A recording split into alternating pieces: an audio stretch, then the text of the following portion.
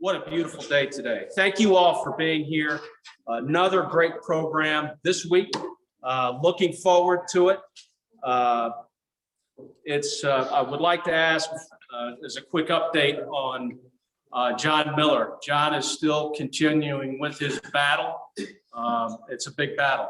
And so he's still in the hospital. Would ask for everybody's continued prayers and thoughts for he and his family as he continues to fight as hard as he possibly can. So with that, I'd ask Scott Gardner to lead us in prayer in our Pledge of Allegiance. Let us pray. Father God, thank you for continuing to bless this club, our community, our state, and our country. Help each of us live a life that honors you, honors our families, and that helps other people in our community who are most in need. We ask that you will touch those members in our club who are dealing with physical ailments, including John Miller, and help them to a speedy recovery. Please bless the food we all partake today to help nourish our bodies and our minds. In Jesus' name, amen.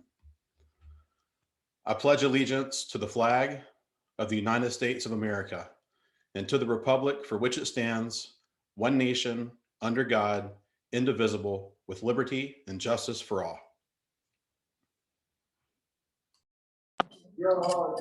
Thank you, Scott. Thank you very much for that. If I could call on Jim Lovejoy. Jim's got a very important club announcement. Jim, pressure's on. It's that time of year when we're thinking about how we can show how much we like Rotary. We have, am I on the camera? Okay. So to get them customized with the Rotary Club of Cary, we need to have a minimum of 12. I have an order for 5, so I need 7 more so that we can get these. They come in navy or gold. We also can get shirts like this that say Rotary Club, or polo shirts like Paul has in the back there.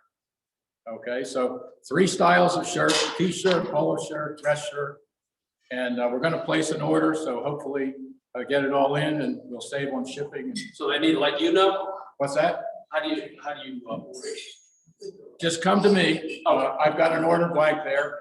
If anybody is interested in looking at what else is available, you can go to the Russell Hampton website, ruh.com. Just the 3 letters, ruh.com. Check out the catalog. Send me an email if you're not here, if you're at home, and I will get the order in. Excellent. And also, we had our team for the Cary Central Charity Golf Tournament. We played as hard as we could. We came in 5th out of 8. Oh. So. All right.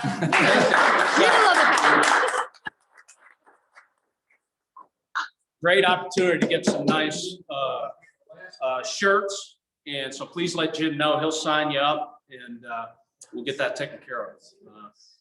It's always nice to be able to wear our shirts when we can, for sure. A couple of other announcements that I'd like to make. One is more of a reminder. Each of you should have received a note regarding our district training assembly on May 22nd. So that'll be next Saturday, if my calendar is right, from 10 to 11:30. All you do is register online through DACDB. They make it, I can do it, so it's really easy. Just follow the instructions. We get between 9 and 15 people. We have more people representing this club than any other club in our district.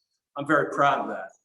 Let's keep that tradition alive, and let's learn some things as we head into really the last month of the Rotary year, and as we get ready to bring our new president aboard with just a ton of momentum and a lot of good things to look forward to in 2021 and 22. I'd also like to say thank you to Darren Gway and Bill Fletcher. They represented our club this past Thursday, and hopefully you all saw, we tried to get the publicity out on this. This is for the Wake Up and Read project, and they presented at the Bobby Murray site on Capitol Boulevard. Very nice picture of our two fellow Rotarians, along with a very nice check. Nothing more important than the education for our kids. And that went a long way and will go a long way in helping that endeavor. So I know Bill's got a conflict right now, but Darren, I know you're here. Thank you for that. All right, very much appreciated. Does anybody else have an announcement? Either, Scott, I'd just like to say a statistic that blew my mind when we met with this group was that there are some areas in Wake County, which really blew my mind, where children of socioeconomic disadvantaged backgrounds, there is one book for 300 kids in communities. And so we did a very small thing in terms of the global picture of providing that, but buying those books and having some minority lead characters as part of our mission, I could not imagine, because I probably have 300 books at my house. Could not imagine the areas where there would be one book for 300 children. So when we ask for books in the future, please, hit the bushes, find those, because that was pretty powerful to me, and we're hopefully going to continue to partner with them. that's amazing. Well, that puts things in perspective a little bit, for sure, and especially with everything we've gone through this past year. So Darren, we appreciate you driving that bus. Dr. Bruce. Leanne Abbas is recovering after successful cataract surgery this second in about 3 weeks. Excellent. Leon, yeah, that's fantastic. Thank you for that, Dr. Bruce. Any miracle moments? I got some gas on my way here, and I didn't get a full tank because I don't want to add to the stress, but I did get $10 of gas, and that was a miracle. I just drove over here. I mean, That's what I'm talking about to figure it out. I'm driving past these gas stations and it's like, really? I mean, come on. Deja vu, it's 1973 all over again. Here we go. Buckle up. So we might get a little short on gas, but there's lots of toilet paper. There you go. It's a good trade-off. All right, let's get rolling. Some recognition here. I think we have Frank Shell online here. Would like to wish Frank a belated happy birthday. His birthday was yesterday. So Frank, we hope you had an enjoyable day. And we've got some member anniversaries that are always worth acknowledging. Alan Kane, May 14th, 2019, 2 years. Congratulations, Alan. Roz Royster, May 15th, 2018, 3 years. And Mr. Ron Stanton, this was last year. So Mr. Ron Stanton, May 4th, 2004, 17 years. Congratulations to these Rotarians. Outstanding.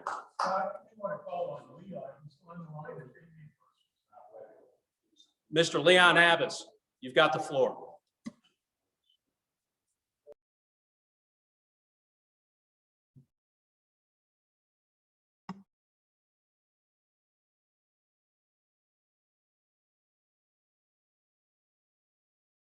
All right, thank you. Leon, thank you for jumping on board. I mean, a true Rotarian right there, that's for sure. It now gives me great pleasure to bring up David Coulter, who is our host for today's program. David, if you could come up and introduce our very special guest for today. David?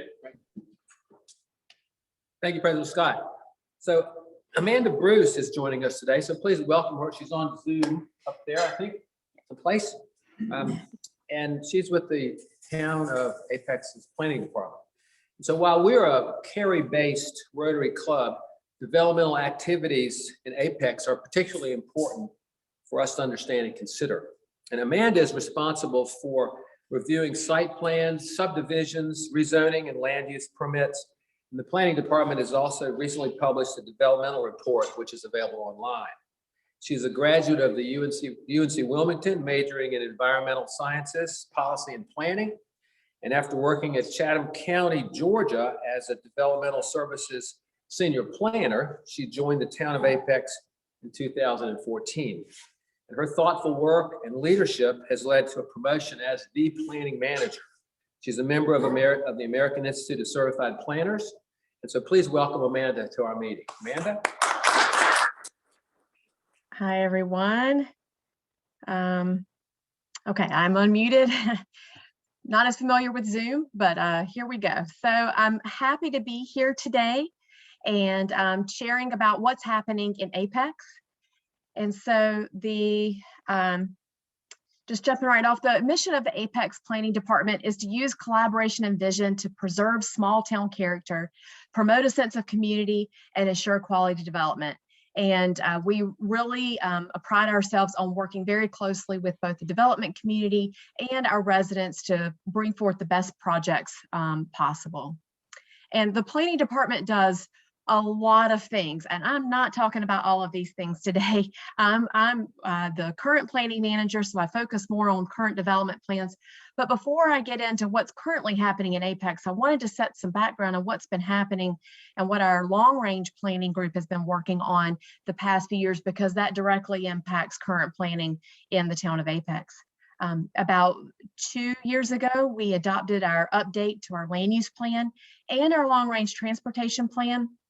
We really purposely looked at updating our vision for the town through the year 2045. The horizon year before that was 2030. So trying to plan for that future growth, excuse me, and at the same time looking at our road network infrastructure.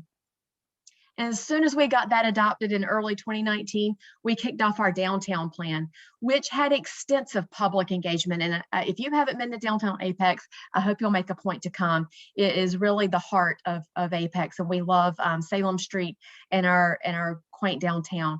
And so we had extensive public involvement in that plan and in early surveys and in participation. And when we presented the plan to the town council, we had 143 people in attendance and 3,700 people watching on Facebook. I mean, for that amount of public engagement is just amazing. And so we were very impressed at that. And with the adoption of the downtown plan, I'd like to share with you the public's top 10 priorities in order, because some of this is going to relate to what I'm going to share with you in just a moment. The top 10 projects were to transform the Salem streetscape. Downtown Cary has been through a streetscape update on Academy. I live in Cary, so I have benefited from that. And so now it's Apex's turn, and we're hoping to revitalize that and create some more areas for pedestrians, some street trees, and really transform that street. The next priority is to energize the alleys. We have Seaboard and Commerce alleys, which are behind the first row of buildings on Salem Street, as well as a small alley between the fire station and a restaurant, which connects to Seaboard. And so really energizing and sprucing up those areas, making them fun, engaging places to be. We also are looking at repurposing the parking area in front of our depot, our historic train station, which is now the depot where the Chamber of Commerce is located, into a premier public space downtown. We're also looking to add 200 parking spaces within a 5-minute walk of downtown, attracting new business, re-envisioning the fire station. Our fire station downtown on Salem Street is not a historic resource. That gives us a lot of opportunity to do something interesting there. And so looking at what we can do and possibly a public-private partnership to really create an engaging and attractive space there. Improving our wayfinding signage around downtown. Revitalizing the Tunstall House grounds and strollway. If you're not familiar with Apex Town Hall campus, it used to be a farm, and the Tunstall House, which was the farmhouse, is still there. And there's a strollway that connects Town Hall campus in front of the Tunstall House and then crosses the railroad tracks to access Salem Street. And so really looking at revitalizing that house. A future transit station that we have planned at NC 55 and Salem Street, really making that a multimodal and an iconic gateway. That's our southern gateway into downtown Apex, and we really want to make that a special place. And then also constructing 100 new housing units within about a half mile of the core of downtown. You know, as we bring in some additional density and increase housing opportunities, brings in more people close to downtown, supports the businesses there.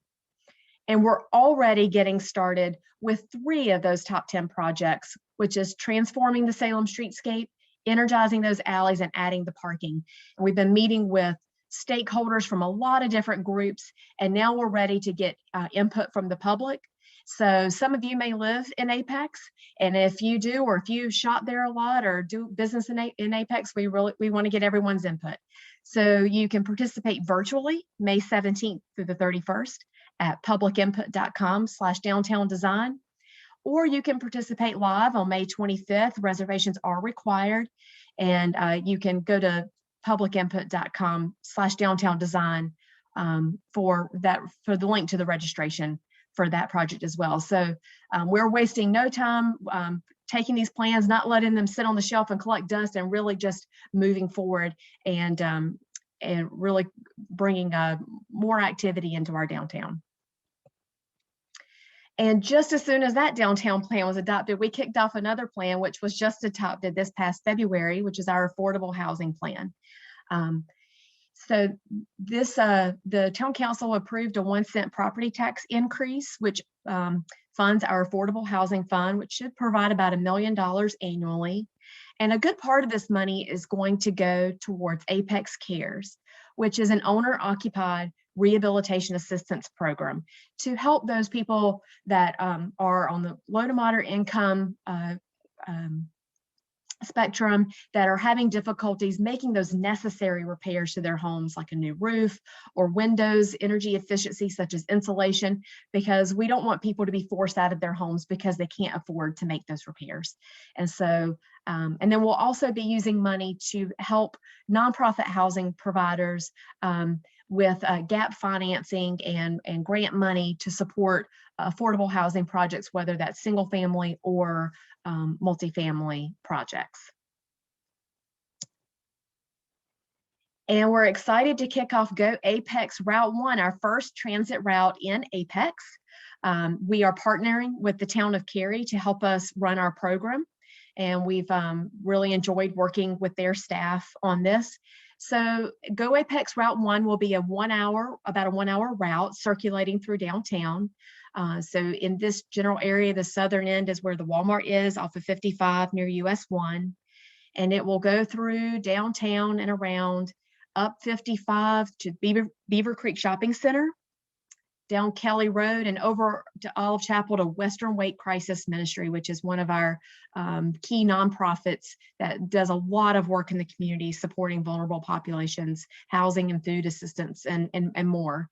And then it will go back around and to circulate the route. And then this allows riders to connect to other routes that take them into downtown Cary, to Raleigh, and to RTP. So we're very excited for this route to be kicking off later this year.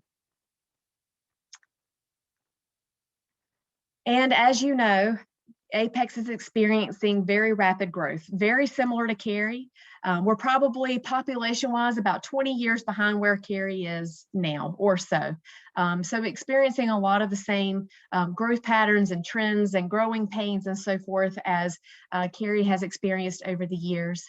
And so our interactive development map can give you a glimpse at where the projects are in our jurisdiction.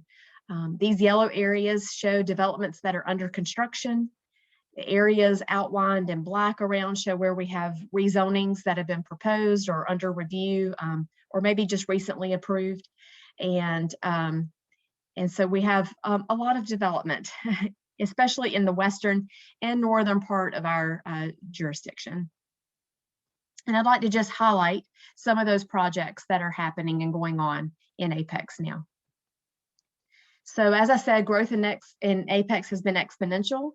From 2010 to just about 2018, 2019, we grew about 40%, as compared to 23% for Wake County during that time frame, and 9.5% for North Carolina as a whole. And as you can see, median home values are up there, which that highlights a need for our affordable housing plan, and making sure we have room and are making way for a diverse population in Apex. So back in 1990, Apex had just shy of 5,000 people. And now in fiscal year 2021, we estimate that our population is just shy of 70,000. So that's a very, very rapid growth that we are seeking to manage and plan for. It's no small feat, as you can imagine. We are very excited about the Cash Corporate Center, which is Apex's first North Carolina certified site for economic development. And we recently announced the first property acquisition for headquarters located on 10 acres of this 121 acre site. And we're expecting more news to come for a couple other sites soon. So stay tuned for news on all of the employment opportunities that are happening in Cash Corporate Center. If you're not familiar with where this is, it's not far from the US 155 interchange. 1010 Road is to the east, and Jesse Drive is to the south. So it's in the southern part of our jurisdiction. Coming downtown, oh, excuse me. We have a new project coming downtown, and this is right on the heels of our downtown plan. This is called the High Line, which will have 2 stories of office above retail and restaurant space. And this will be the Southeast headquarters for Opidin. And we're excited that this project will be, they should be starting construction in the coming weeks, very soon, and excited for this opportunity. It's at the corner of Salem Street and Saunders Street, which is right across from our downtown fire station. Another project downtown is right across the street from Town Hall with retail and restaurant opportunities and office space above. So we're very excited for this building to be located on this pad here. It's been planned for commercial development for quite some time, and we're excited to see that coming online soon. Going to the western part of our jurisdiction, south of 64 at Richardson Road, and then Jinks Road goes to the north, is the Sweetwater Development, which is almost built out with the residential side. And now we're moving on to the mixed-use development, which is anchored by 4 buildings that are 4 to 5 stories in height, surrounding a very nice event lawn. And this construction of this should be starting in the coming weeks to months. So we're very excited for this nice project located in the western part of our town. And a newer development, which was recently approved last summer, is Depot 499, a mixed-use development with townhomes in the predominant area, with also some sites for multifamily development, commercial, mixed use, and a future elementary school for Wake County. They have purchased this property and should be announcing plans for another elementary school located here. This is Old US 1 Salem Street, 540, and Apex Barbecue Road. And so when this site is built out, it should be the home to 1,500 to 1,800 residences. And I don't remember the square footage of commercial and office development, but quite a bit. And we work with the developers and the property owners in this area to create this entire assemblage. And they reached out to Wake County Public Schools to say, hey, you need a school, we've got some land. And fortunately, the county public school system was able to purchase this site. So this will be very beneficial for this development coming online. Speaking of schools, Apex Friendship Elementary will be starting construction very soon and coming online in the next couple years. This is located at Hume Olive Road on the Apex Friendship campus with the high school and the middle school. And so, with all this rapid growth, schools are definitely a concern. And so we're happy to see this elementary school coming online in the next couple of years to help with those capacity concerns. And then the town has been working very steadily on Pleasant Park. This is our premier park in Apex, 92 acres with 6 multi-purpose fields, 4 baseball, softball fields, tennis courts, pickleball courts, splash pad and large playground area for the kids, basketball courts, picnic shelters, a nice grand lawn and a cross-country course. So even an area for food trucks. So we're very, very excited. This is located on Old US 1 and 540. And so this whole quadrant of Apex, you can tell there's a lot of, I've mentioned a lot of developments in this area. And so we're excited to see this. It's under construction now, and programming of the first phase will hopefully be starting in the fall of this year. So our Parks and Rec department, of course, has been taking on this project, but I did want to highlight that because it's very important for the town. And just to wrap it up, we have a lot of road and sidewalk projects all through town, as is occurring all through Cary, and I'd like to highlight just a couple. One is a project we're working with the town of Cary on, right at our border at Apex Community Park. We're working on this section of Lake Pine Drive, which narrows to 2 lanes if you're familiar with this area. So working to improve this to a 3-lane section with bicycle and pedestrian facilities, hoping to improve the safety in this area for people turning into the park, and also those that are riding their bikes and walking along this area. And I believe construction has started and will last throughout the year. So I'm excited to see the improvements there. One project that we're hoping that will be coming online or starting construction soon is the completion of one of the gaps in Apex Peakway. If you're not familiar with Apex Peakway, it's essentially like Maynard Loop in Cary, and it encircles our downtown area. So one gap is on the southwest side, and this will be completed by a bridge over South Salem Street, a CSX railroad. And we anticipate that construction starting in the next couple of years. And that will connect, provide a crucial connection for the Peakway. And as we all know, NCDOT has a lot of projects that were delayed, and we were hoping would be underway already. A couple of those projects are the North Carolina 55 widening. This is from Olive Chapel Road all the way down to US 1, and also involves a replacement of the bridge over 55 just south of Salem Street, which is shown here. So this is the intersection of Salem and 55. And so now this project is anticipated to start in 2031, only about 8 to 10 years behind schedule. And another delayed project, which is important to both Cary and Apex, is US 64 improvements. The section between US 1 and Laura Duncan Road is majorly congested during rush hours, as I'm sure most of you know. And so this project will involve, in Apex's jurisdiction, interchanges at Laura Duncan Road and Lake Pine Drive. In addition, the replacement of a CSX railroad bridge over 64.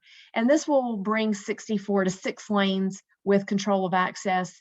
And that anticipated start is 7 years behind original schedule and is now slated to start in 2029. So that will bring much needed congestion improvements to that area. And I know I've said a lot and I've condensed everything that's happening at Apex in a very short period of time, but I'm happy to answer any questions that anybody may have. Amanda, thank you so much for sharing this information with us. It's amazing what's happening in Apex, and you've given us a great, wonderful, broad overview of all this. And thank you for your leadership in making all this happen. No doubt we will have questions. Let me ask those that are attending online to go ahead and post your questions in the chat, and we'll address those. And I'll turn it over to Bob in just a minute to ask questions that there may be in the room.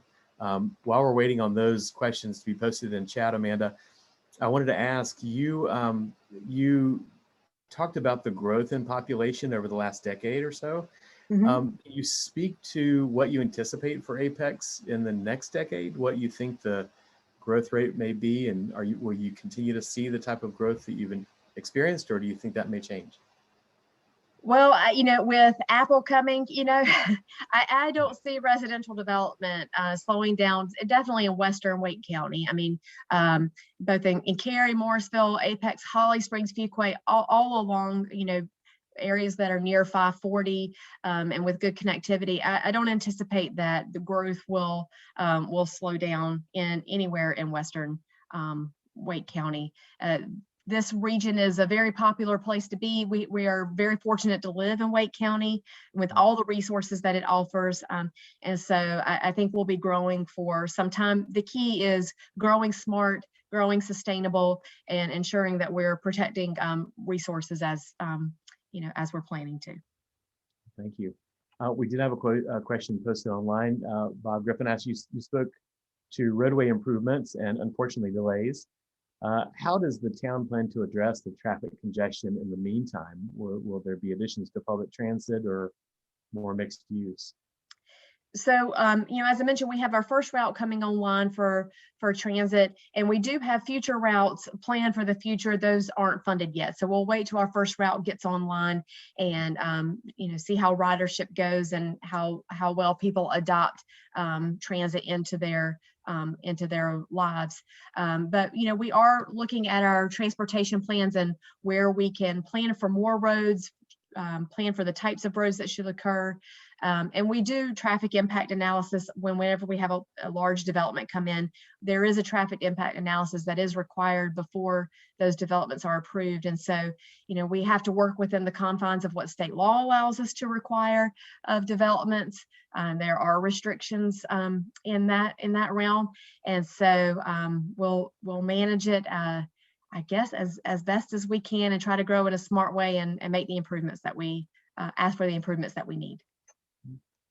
Great, thank you. Again, anyone who has a question, feel free to post it to the chat. Amanda, let me ask you to, if you would, speak to funding. Obviously, a lot of the projects that you described reflect private investment. What about the public amenities that you described? How are those being funded?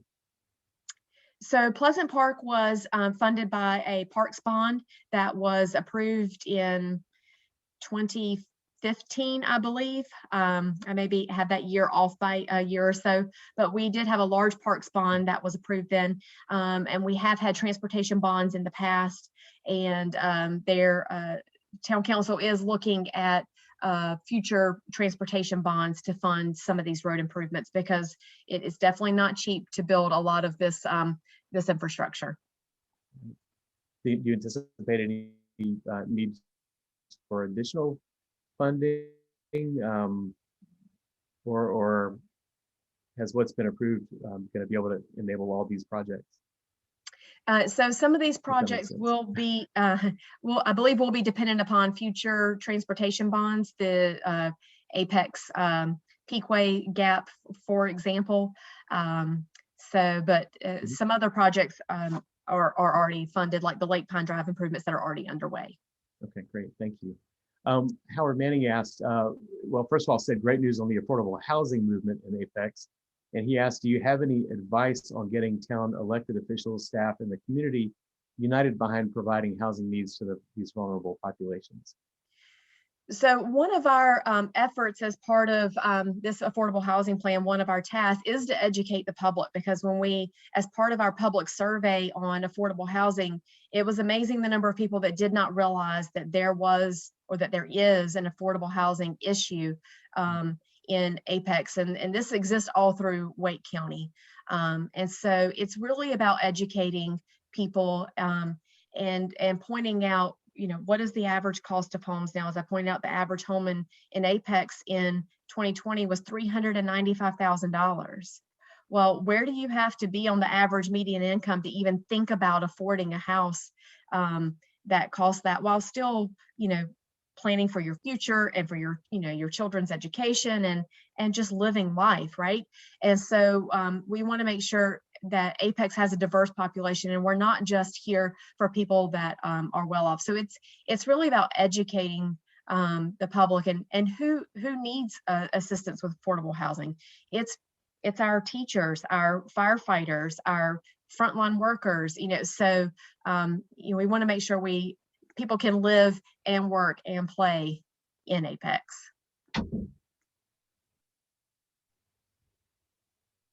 Thank you, Amanda. Are there other questions online? Bob, let me turn it to you to ask.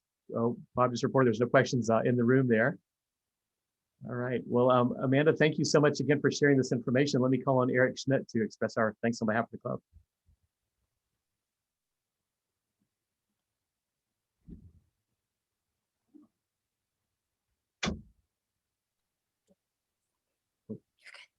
Amanda, thank you so much for participating and presenting to us today. We, since all of us have some level of investment both in Cary and in the Apex area, it's great to hear about what's going on in the future and that there are actual plans in place to address the growth that's taking place.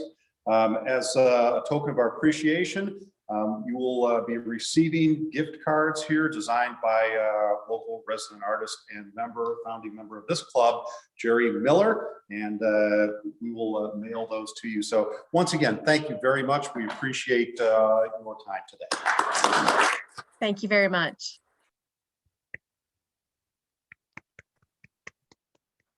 Thank you, Eric. Thank you, Amanda. Great presentation and great update on the town of Apex. Next week, it keeps getting better, and another exciting program that will be hosted by Dr. Bruce Howell. Dale Falwell, State Treasurer, will be on hand to talk numbers, and that's always a fun thing to hear about with this group, I know for sure. So we look forward to that presentation. In 2 weeks, Charlie Konigsberg. Charlie will be hosting Randy Harrington, who will be providing us another town update a little further south, town of Holly Springs. So Charlie, thank you for hosting that program. We look forward to that as well.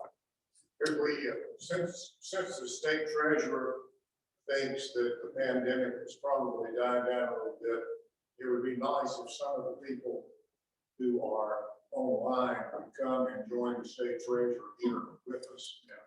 Thank you, Dr. Bruce. Let me, just to make sure everybody heard, Dr. Bruce is recommending for next week, it's a great opportunity to come in person, to come hear Dale talk to the group and to listen, get educated, and to ask questions as well. So I think that that's well said, and we look forward to a well-attended program next week for sure.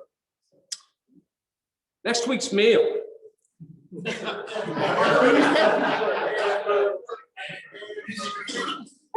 Any suggestions? Lobster. Okay, I'll make it up to you.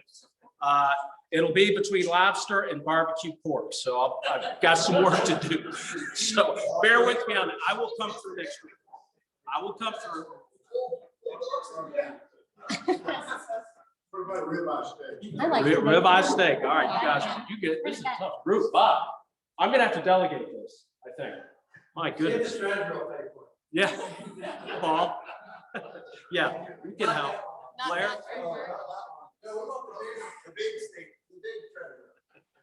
Oh, I got you. All right, we'll see what we can do. And so another program is coming to an end. And it's always great to be able to visit.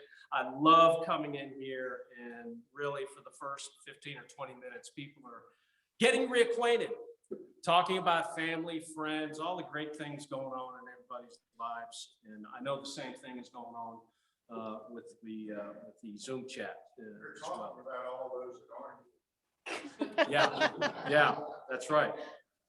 So it's good to see that we're starting to gain some momentum. I think that that's going to certainly continue. I'm looking forward to it. I know you all are. And so the best is yet to come. So stay tuned. So with that, it's now come to that time. And if I could call on Neil Lagarde to lead us out on the four-way test. Neil? Thank you, President Scott. And I thought it would be behooving that as we cite the four-way test, everybody in the room can look at Scott and recite the four-way test in first, is it the truth? Second, is it fair to all concerned? Third, will it build goodwill and better friendships? Fourth, will it be beneficial to all concerned?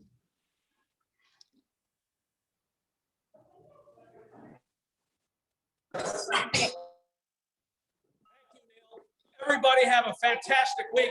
We'll see you next Tuesday, same time, same place. Sorry, Scott, I had to.